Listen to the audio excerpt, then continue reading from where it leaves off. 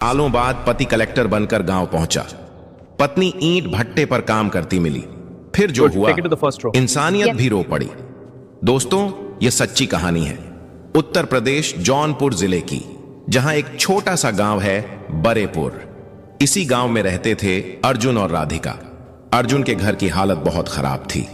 पिता लंबे समय से बीमार थे और मां दूसरों के घर बर्तन मांजकर किसी तरह घर चलाती थी। अर्जुन दिन में मजदूरी करता और रात में लालटेन की हल्की रोशनी में पढ़ाई करता।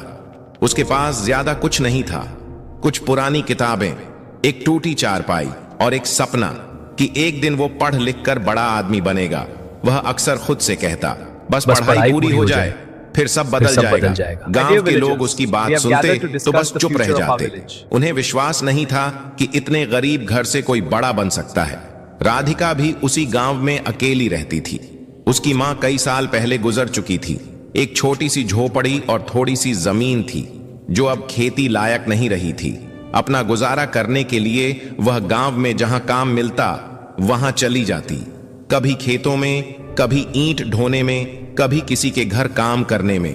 दिन भर की मेहनत के बाद भी उसके चेहरे पर शिकायत नहीं होती थी। अर्जुन और राधिका एक दूसरे का सहारा थे। दोनों के पास देने के लिए पैसा नहीं था, लेकिन समझ और भरोसा था। जब भी अर्जुन पढ़ाई को लेकर परेशान होता, वह राधिका के पास चला जाता। एक शाम वह चुपचाप उसकी झोपड़ी के बाहर बैठा था। हाथ में किताब थी, लेकिन नजरें कहीं और थीं। राधिका ने पूछा, क्या हुआ? अर्जुन ने धीमी आवाज में कहा, शहर जाकर पढ़ना पड़ेगा, यहां रहकर कुछ नहीं होगा। कुछ पल के लिए खामोशी छा गई। शहर जाने का मतलब था पैसा, रहने की जगह, खाने का इंतजाम और सबसे बड़ी बात, गांव से दूर जाना। राधिका ने धीरे से पूछा, कब जाना है? पता नहीं, पैसे ही नहीं है। अर्जुन ने नजरें झुका लीं। उसकी आवाज में पहली बार बेबसी साफ सुनाई दे रही थी। अगले कुछ दिनों तक अर्जुन और भी ज्यादा काम करने लगा। सुबह से शाम तक मजदूरी करता, फिर रात में पढ़ता, लेकिन जितना भी कमाता वह शहर की पढ़ाई और रहने के खर्च के सामने बहुत कम था। एक रात वह थक कर जमीन पर बैठ गया। शायद मेरा सपना सपना ही रह जाएगा, उसने धीमे से कहा। उसी समय राधिका वहां आई। उसने कुछ नहीं पूछा, बस उसके पास बैठ गई। कुछ देर बाद उसने अपनी मुट्ठी खोली और उसके सामने कुछ पैसे रख दिए। अर्जुन चौंक गया। ये कहां से आए? राधिका ने नजरें बचाते हुए कहा, तू शहर जाएगा, बस तू चिंता मत कर, पढ़ाई कर। अर्जुन समझ गया कि यह पैसे आसानी से नहीं आए होंगे। उसने पैसे उठाने से मना किया। नहीं, मैं नहीं ले सकता। राधिका ने पहली बार थोड़ा सख्त होकर कहा, अगर तू नहीं जाएगा तो सारी मेहनत बेकार हो जाएगी। उसकी आंखों में अजीब सा विश्वास था, जैसे वह पहले से जानती हो कि अर्जुन सफल होगा। कई बार मना करने के बाद आखिर अर्जुन ने पैसे ले लिए। कुछ दिनों बाद शहर जाने की तैयारी पूरी हो गई। जाने के दिन पूरा गांव बस दूर से देख रहा था। किसी को ज्यादा फर्क नहीं पड़ रहा था, लेकिन राधिका चुपचाप खड़ी थी। बस आने की आवाज सुनाई दी। अर्जुन ने अपना छोटा सा बैग उठाया। उसमें कुछ कपड़े और किताबें थीं। बस इतना ही उसका सामान था। वो राधिका के सामने आकर रुक गया। मैं जल्दी लौटूंगा, कुछ बनकर, उसने कहा। राधिका ने हल्की मुस्कान दी। मुझे पता है, बस चलने लगी। अर्जुन खिड़की से बाहर देखता रहा। राधिका वहीं खड़ी रही, जब तक बस आंखों से ओझल नहीं हो गई। उस दिन के बाद गांव की वही सड़क, वही खेत और वही झोपड़ी तो थे, लेकिन राधिका के जीवन में एक बड़ा खालीपन आ गया था। शुरू में अर्जुन की चिट्ठियां आती रहीं। वो शहर की पढ़ाई, काम और मुश्किलों के बारे में लिखता। राधिका हर चिट्ठी को कई बार पढ़ती और संभाल कर रख देती। लेकिन धीरे धीरे चिट्ठियों के बीच का समय बढ़ने लगा। एक हफ्ता, फिर एक महीना, फिर कई महीने। राधिका हर दिन डाकिये की राह देखती, लेकिन ज्यादातर दिन खाली ही गुजरते। उधर घर चलाने के लिए उसे पहले से ज्यादा काम करना पड़ रहा था। गांव में काम कम मिलता था, इसलिए वह पास के ईंट भट्टे पर जाने लगी। वहां सुबह से शाम तक भारी ईंटें ढोनी पड़ती थीं। हाथों में छाले पड़ गए थे, लेकिन उसने काम छोड़ना नहीं सीखा। शाम को जब वह थकी हुई अपनी झोपड़ी में लौटती, तो सबसे पहले पुरानी चिट्ठियां निकाल कर देखती। उन चिट्ठियों में लिखा हर शब्द ही उसका सहारा था। समय धीरे धीरे गुजरता गया। एक दिन डाकिया कई महीनों बाद उसके दरवाजे पर आया। राधिका दौड़कर बाहर आई, लेकिन उसके हाथ में कोई चिट्ठी नहीं थी। अब कोई खत नहीं आता तुम्हारे नाम, डाकिया ने साधारण आवाज में कहा और आगे बढ़ गया। राधिका दरवाजे पर ही खड़ी रह गई। उस दिन उसे पहली बार एहसास हुआ कि शायद दूरी सिर्फ रास्तों में नहीं, दिलों में भी आ गई है। लेकिन उसने इंतजार छोड़ना नहीं सीखा था। अगली सुबह भी वह उसी ईंट भट्टे पर काम करने चली गई, जहां धूल, धूप और थकान के बीच उसका हर दिन बीतने लगा। वहां सुबह सूरज निकलने से पहले काम शुरू हो जाता था। ठंडी मिट्टी को गूंथना, गीली ईंटों को उठाकर कतार में लगाना और फिर सूखने के बाद उन्हें भट्ठे तक ढोना। दिन भर यही चलता रहता। मजदूरी बहुत कम मिलती थी, लेकिन राधिका के पास दूसरा कोई रास्ता नहीं था। धीरे धीरे उसका शरीर इस कठिन काम का आदी हो गया, पर मन अब भी कहीं दूर अटका रहता था। काम करते समय भी वह अक्सर सड़क की तरफ देख लेती, जैसे कोई अचानक आ जाएगा। कई बार उसे लगता कोई उसका नाम पुकार रहा है, लेकिन पीछे मुड़कर देखती तो सिर्फ धूल उड़ती दिखाई देती। शाम को बाकी मजदूर अपने परिवार के साथ लौटते, बातें करते, हंसते, लेकिन राधिका चुपचाप अपनी झोपड़ी की तरफ चली जाती। उसके पास कहने के लिए कोई नहीं था। दिन महीनों में बदल गए, मौसम बदल गया, बरसात आई गई, फिर सर्दी आ गई, लेकिन उसकी जिंदगी वैसी ही रही। काम, थकान और इंतजार। अब उसने चिट्ठियों की उम्मीद भी लगभग छोड़ दी थी। फिर भी डाकिया गांव में आता तो उसका दिल एक बार जरूर धड़क उठता। उधर शहर में अर्जुन की जिंदगी भी आसान नहीं थी। शुरुआत में उसे रहने के लिए एक तंग कमरा मिला था, जहां 4 लोग और रहते थे। दिन में वह पढ़ाई करता और रात को छोटे मोटे काम करके खर्च निकालता। कई बार भूखा भी सोना पड़ता, लेकिन उसने हार नहीं मानी। उसे हमेशा राधिका की एक बात याद रहती, तू बस पढ़, सब ठीक हो जाएगा। धीरे धीरे उसकी मेहनत रंग लाने लगी। उसने परीक्षाएं पास करनी शुरू कर दी। लोगों ने उसे पहचानना शुरू किया। अब उसके पास पहले से बेहतर जगह थी, बेहतर कपड़े थे और भविष्य भी साफ दिखाई देने लगा था। पढ़ाई और जिम्मेदारियों के बीच वो इतना उलझ गया कि गांव की यादें पीछे छूटती चली गईं। कभी कभी उसे याद आता, लेकिन वह सोचकर चुप हो जाता कि अभी समय नहीं है। 4 साल ऐसे ही गुजर गए। एक दिन वह परिणाम आया जिसका उसे सालों से इंतजार था। अर्जुन बड़े सरकारी पद पर चयनित हो गया। उस खबर ने उसकी जिंदगी बदल दी। जिन लोगों ने कभी उसे नजरअंदाज किया था, वही लोग अब उसके आसपास खड़े थे। बधाइयां, फोन, नए लोग, सब कुछ अचानक बहुत तेजी से बदल गया। लेकिन इस खुशी के बीच एक खालीपन भी था, जिसका एहसास उसे उसी रात हुआ जब वह अकेला बैठा था। कमरे में सन्नाटा था और इतने सालों में पहली बार उसे गांव की याद साफ साफ आने लगी। उसे मिट्टी की गंध याद आई, लालटेन की रोशनी याद आई और राधिका का शांत चेहरा भी। कुछ दिनों बाद उसे पोस्टिंग का आदेश मिला। जब उसने कागज खोला तो कुछ पल के लिए वह स्थिर रह गया। उसकी नियुक्ति उसी जिले में हुई थी जहां उसका गांव था। उसका दिल तेजी से धड़कने लगा। इतने साल बाद वह फिर उसी जमीन पर लौटने वाला था जहां से उसने सफर शुरू किया था। जिले में पहुंचने के बाद सब कुछ बदल चुका था। नई सड़कें बन गई थीं, कुछ जगह पक्के घर भी दिखने लगे थे, लेकिन हवा में वही पुरानी मिट्टी की खुशबू थी।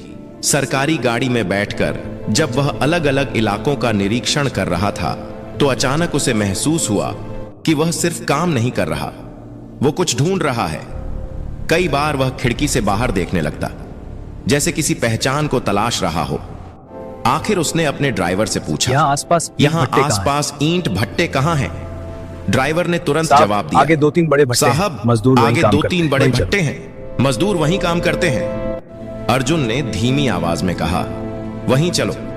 गाड़ी कच्चे रास्ते पर मुड़ गई। दूर से धुएं के बादल दिखाई देने लगे।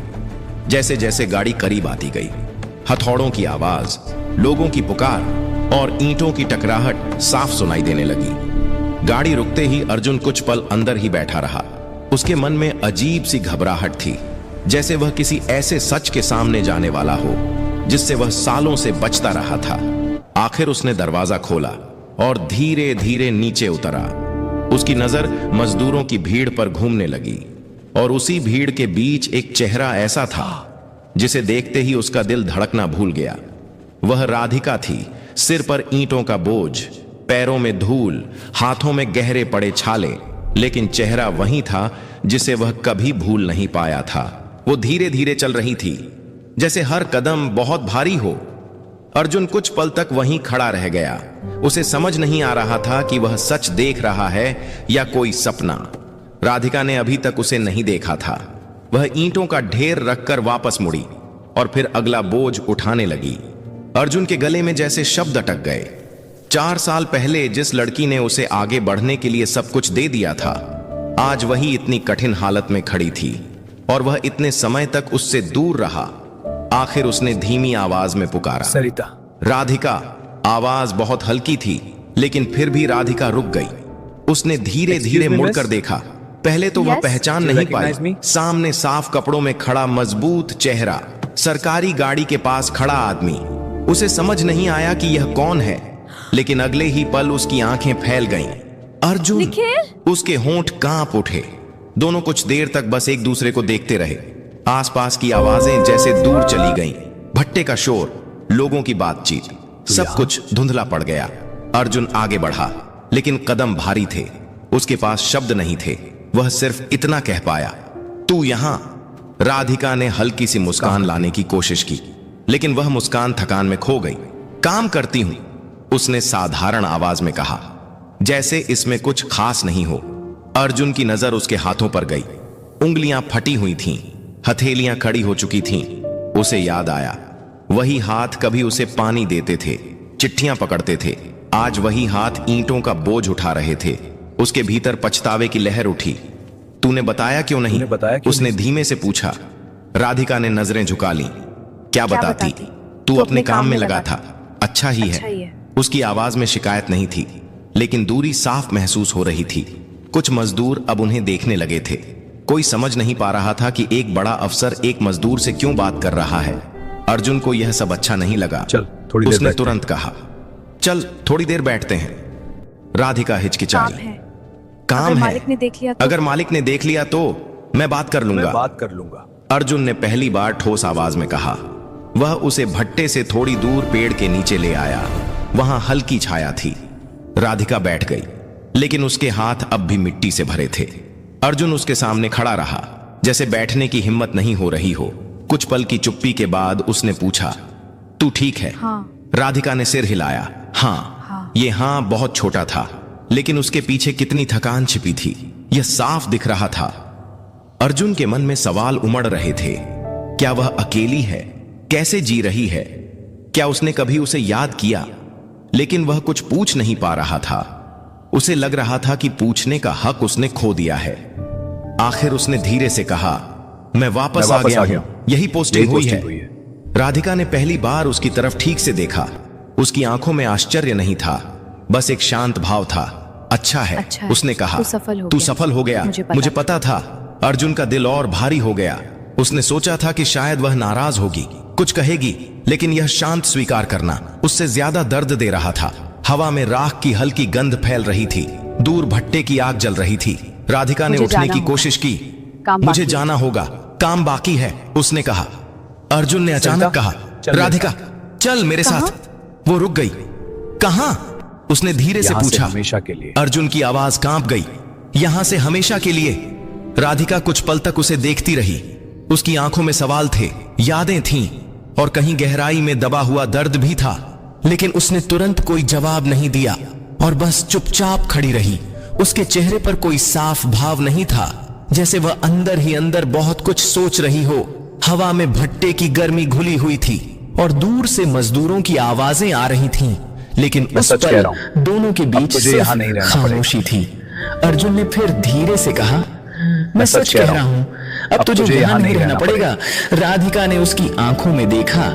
इतने साल बाद याद आई मेरी। उसकी आवाज धीमी थी, लेकिन सीधी दिल तक पहुंच रही थी। अर्जुन के पास इसका कोई जवाब नहीं था।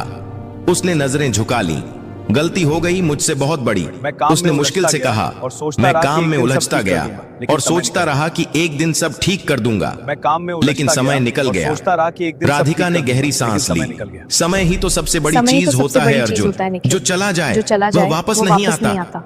यह सुनकर अर्जुन की आंखें भर आईं।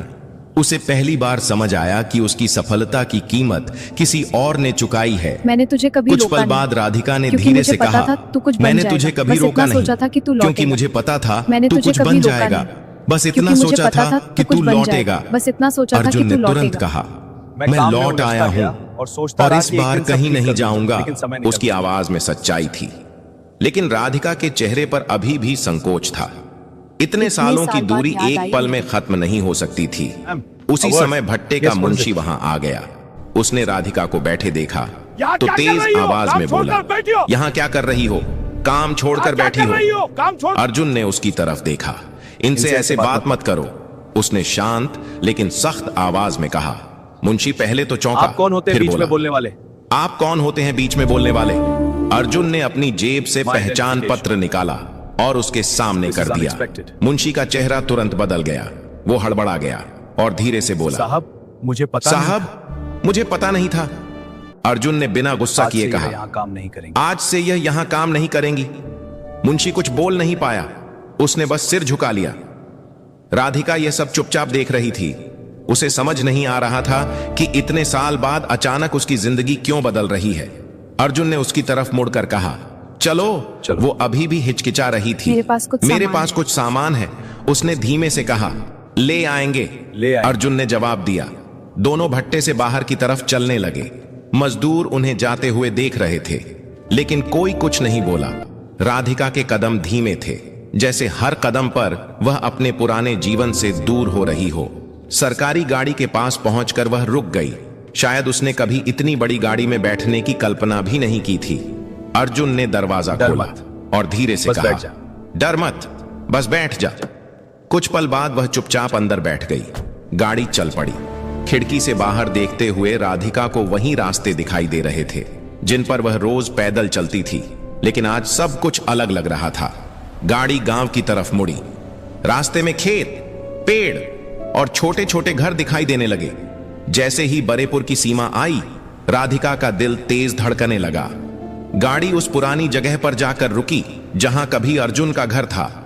घर अब पहले से भी ज्यादा जर्जर हो चुका था। दीवारों का प्लास्टर झड़ चुका था, दरवाजा आधा टूटा हुआ था और आंगन में झाड़ियां उग आई थीं। राधिका धीरे से नीचे उतरी और घर को देखने लगी। अर्जुन भी उसके पास आकर खड़ा हो गया। यहीं से सब शुरू हुआ था, यहीं से सब शुरू हुआ था और यहीं से फिर शुरू करेंगे, उसने कहा। राधिका की आंखें नम हो गईं। इतने सालों की थकान जैसे अचानक बाहर आना चाहती थी, लेकिन वह खुद को संभाले रही। अकेली नहीं है। अर्जुन ने धीमे से कहा, अब तू अकेली नहीं है। यह सुनते ही उसकी आंखों से आंसू बह निकले, जिन्हें वो अब तक रोक कर रखे हुए थी। कई साल बाद पहली बार उसे लगा कि शायद इंतजार खत्म हो गया है, लेकिन दिल में अब भी एक डर बाकी था कि कहीं यह सब सपना ना हो। वह टूटी दीवारों वाले उस घर के सामने खड़ी थी जहां कभी जीवन की शुरुआत हुई थी और जहां से एक दिन सब बिखर गया था। आंगन में सूखी घास उगी थी, छप्पर जर्जर से टूट चुका था और दरवाजे की लकड़ी सड़ने लगी थी। फिर भी उस घर में एक अजीब सा अपनापन था, जैसे वह अब भी उनका इंतजार कर रहा हो। अर्जुन ने धीरे से दरवाजा धक्का दिया। वह चरमराते हुए खुल गया। अंदर धूल जमी थी, कोनों में मकड़ी के जाले लटके थे और टूटी चारपाई एक तरफ पड़ी थी। वो कुछ पल चुपचाप खड़ा रहा, जैसे हर चीज उसे पुराने दिनों की याद दिला रही हो। राधिका भी धीरे धीरे अंदर आई। उसने दीवार को हाथ से छुआ, जैसे यकीन कर रही हो कि यह सब सच है। इसे ठीक करवा दूंगा, अर्जुन ने कहा। फिर से रहने लायक बना देंगे। राधिका ने हल्की आवाज में पूछा, तू सच में यहीं रहेगा? अर्जुन ने बिना सोचे जवाब दिया, हाँ, अब कहीं नहीं जाऊंगा। अब कहीं नहीं। उसके शब्दों में कोई दिखावा नहीं था। इतने सालों बाद पहली बार वह अपने फैसले को लेकर पूरी तरह शांत दिखाई दे रहा था। अगले ही दिन से काम शुरू हो गया। मजदूर बुलाए गए, टूटी छत हटाई गई, नई लकड़ियां डाली गईं, दीवारों पर फिर से प्लास्टर चढ़ाया गया। गांव के लोग दूर खड़े होकर यह सब देखते रहे। उन्हें यकीन नहीं हो रहा था कि वही अर्जुन, जिसे कभी कोई गंभीरता से नहीं लेता था, आज इतना बड़ा अफसर बनकर अपने पुराने घर को खुद खड़ा कर रहा है। राधिका भी खाली नहीं बैठी। वह आंगन साफ करती, टूटे सामान को अलग रखती और नए घर के लिए चीजें व्यवस्थित करती। उसके चेहरे पर थकान तो थी, लेकिन इस बार उस थकान में उम्मीद भी थी। कई साल बाद उसके दिन सिर्फ मजदूरी में नहीं बीत रहे थे। कुछ दिनों में घर पहचान में आने लगा। छत मजबूत हो गई, दीवारें चमकने लगीं और आंगन फिर से खुला दिखाई देने लगा। जब आखिरी काम खत्म हुआ तो अर्जुन ने दरवाजे पर नई कुंडी लगाई और पीछे हटकर घर को देखा। अब ठीक है, उसने धीरे से कहा। राधिका दरवाजे पर खड़ी थी, उसकी आंखों में चमक थी, लेकिन वह कुछ बोल नहीं पाई। शायद शब्द कम पड़ रहे थे। शाम को दोनों आंगन में बैठे थे, हल्की हवा चल रही थी और आसमान में सूरज ढल रहा था। चारों तरफ शांति थी, वैसी शांति जो बहुत लंबे संघर्ष के बाद तुझे पता है मैं जितना आगे बढ़ता गया उतना ही खाली आवाज होता में गया। कहा, तुझे पता है मैं जितना आगे बढ़ता गया उतना ही खाली होता गया। उतना ही सब कुछ खाली था, होता लेकिन गया। सुकून नहीं था। सब कुछ था लेकिन सुकून नहीं आज था। समझ आया कि असली राधिका कमी ने क्या उसकी तरफ देखा। आज समझ आया कि असली कमी क्या थी। उसने आगे कहा। राधिका ने कुछ नहीं पूछा, लेकिन उसकी आंखों में जवाब था। अर्जुन ने उसकी तरफ देखते तुझे पता है हुए मैं कहा, जितना आगे बढ़ता "तू गया नहीं उतना ही थी?" खाली होता गया। यह सुनकर राधिका की आंखें फिर भर आईं। उसने नजरें झुका लीं, जैसे अपने आंसू छिपाना चाहती हो। कुछ देर बाद उसने धीरे से कहा, मैंने कभी सोचा भी नहीं था कि सब फिर से ऐसा हो जाएगा। अर्जुन ने जवाब मुझे दिया, भी नहीं, मुझे भी लेकिन नहीं। शायद कुछ रिश्ते टूटते लेकिन नहीं, शायद बस समय कुछ के रिश्ते नीचे दब जाते टूटते हैं। नहीं, मुझे भी बस नहीं। समय के नीचे दब लेकिन जाते शायद हैं। कुछ रिश्ते टूटते रात नहीं, बस गहराने समय के लगी। नीचे दब जाते हैं। आंगन में दिया जल रहा था। उस छोटी सी रोशनी में दोनों के चेहरे साफ दिखाई दे रहे थे, थके हुए लेकिन संतुष्ट। अर्जुन ने गंभीर होकर कहा, एक बात वादा कर, अब कभी मुझे छोड़कर नहीं जाएगी। राधिका ने उसकी तरफ देखा। इस बार उसकी आंखों में डर नहीं था। अगर तू साथ रहेगा तो कहीं जाने की जरूरत ही नहीं पड़ेगी, उसने शांत आवाज में कहा। अर्जुन ने धीरे से सिर हिलाया। मैं हमेशा साथ रहूंगा। उस पल कोई बड़ा वादा नहीं था, कोई शोर नहीं था, बस दो लोगों का शांत विश्वास था जो शब्दों से ज्यादा मजबूत होता है। दिन बीतने लगे, घर में चूल्हा जलने लगा, आंगन में सफाई रहने लगी और लंबे समय बाद उस घर में जीवन की आवाजें लौट आईं। अब राधिका को सुबह ईंट भट्टे नहीं जाना पड़ता था। वह घर संभालती, पौधे लगाती और कभी कभी बस आंगन में बैठकर आसमान देखती, बिना किसी चिंता के। अर्जुन अपने काम पर जाता, लेकिन शाम को सीधे घर लौट आता। अब उसकी सबसे बड़ी खुशी यही थी कि कोई उसका इंतजार कर रहा है। एक शाम दोनों आंगन में बैठे थे, आसमान में तारे निकल आए थे। राधिका ने धीरे से कहा, इतने साल मैंने इंतजार किया, लेकिन आज लगता है कि सब व्यर्थ नहीं था। अर्जुन ने उसकी तरफ देखा। क्योंकि तेरे इंतजार ने ही मुझे यहां तक पहुंचाया। दोनों चुप हो गए। उस खामोशी में कोई बोझ नहीं था, बस सुकून था। समय ने बहुत कुछ बदल दिया था, हालात, जिंदगी, रास्ते, लेकिन एक चीज नहीं बदली थी और वह था उनका साथ। और शायद जिंदगी की सबसे बड़ी जीत यही होती है, जब इंसान सब कुछ खोकर भी अपने सबसे जरूरी रिश्ते को वापस पाए। दोस्तों, इस कहानी की सीख यह है कि सच्चा साथ और सच्चा त्याग कभी व्यर्थ नहीं जाता। समय चाहे कितना भी लंबा क्यों ना हो, अगर दिल साफ हो तो रिश्ते फिर से जुड़ सकते हैं। सफलता तभी पूरी होती है जब उसमें अपने लोगों की जगह खाली ना हो। लेकिन अब आप बताइए, अगर आपकी जिंदगी में कोई ऐसा इंसान हो जिसने आपके लिए सब कुछ किया हो, तो क्या आप उसे कभी अकेला छोड़ सकते हैं? किया हो तो क्या आप उसे कभी अकेला छोड़ सकते हैं? जिसने आपके लिए सब कुछ किया हो, तो क्या आप उसे कभी अकेला छोड़ सकते हैं? और अगर यह कहानी आपके दिल को छू गई हो तो इसे जरूर शेयर करें।